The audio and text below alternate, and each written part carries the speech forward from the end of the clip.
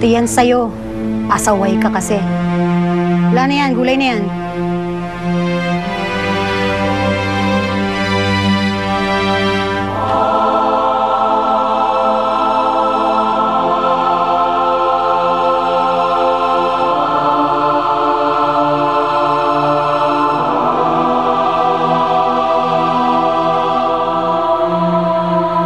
Alam kong hindi madali ang hinihingi ko sa'yo, Federico.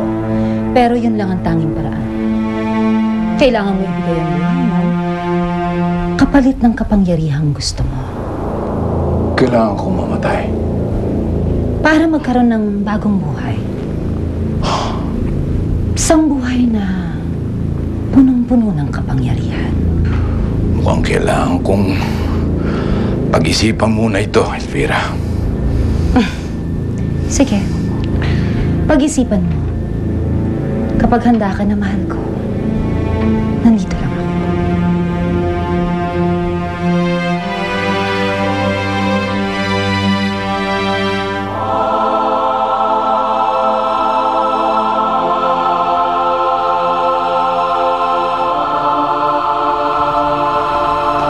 Kailangan ko makatakas dito. Mamamatay lang ako kung magtatagal pa ako.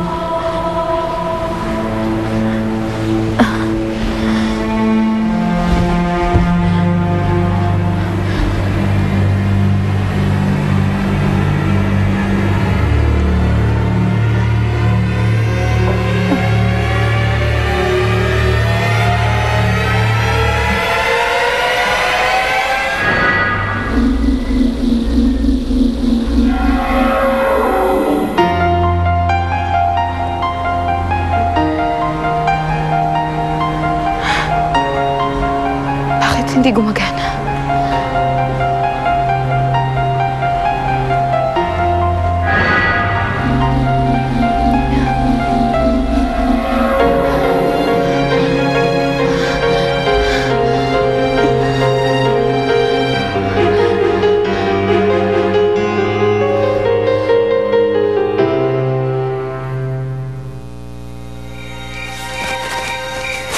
Pare.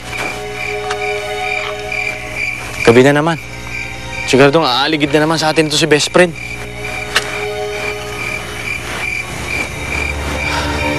Alam mo, tansya ko, medyo tuyo na ang sugat ko.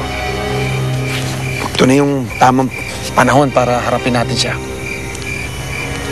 Harapin? Paano mo siya harapin? Eh kahapon, magdamag natin binantayan. Napakailap niya eh.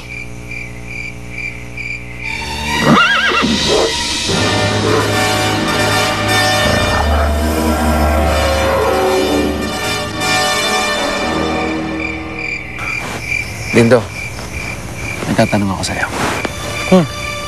Mabilis ka bang tumakbo? Pare, kung takbuhan lang ang gusto mo, nung araw, ang tindi ko dyan. Nung sa eskwela, walang nanalo kahit sino. At yung huli kong laban, pare. Pare, Romano! Romano! Nagtatanong lang na wala na. Romano! Romano!